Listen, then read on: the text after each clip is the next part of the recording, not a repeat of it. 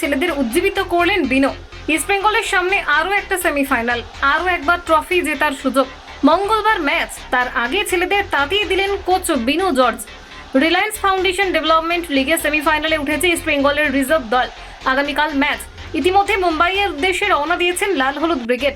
বিমানে ওঠার আগে ছাত্রদের উজ্জীবিত করেছেন ইস্ট বেঙ্গলের রিজার্ভ দলের কোচ বিনো জর্জ। ছাত্রদের সঙ্গে বিনো জর্জের কথোপকথনের ভিডিও ক্লাবের অফিসিয়াল পেজ থেকে শেয়ার করা হয়েছে। ভিডিওতে দেখা গিয়েছে প্রশিক্ষকের চারপাশে ছেলেরা দাঁড়িয়ে রয়েছে। পোস্ট করিয়া ভিডিও অনুযায়ী বিনো বলেছেন, কোনো একজন নয়, তোমরা সকলেই খেটেছো। বিগত কয়েক মাস আমরা সবাই একসঙ্গে পরিশ্রম করেছি। পরিশ্রম করার ফল হাতে পাবে। নিজের কাজ করে যাও। রিলায়েন্স ফাউন্ডেশন ডেভেলপমেন্ট লিগে ইস্ট বেঙ্গল শুরু থেকেই দাপট দেখিয়েছে। আঞ্চলিক পর্বের পর জাতীয় পর্বেও খেলেছে সমানভাবে। এই দলে বিনো জর্জের পছন্দ করে নিয়ে আসা একাধিক ফুটবলার রয়েছেন।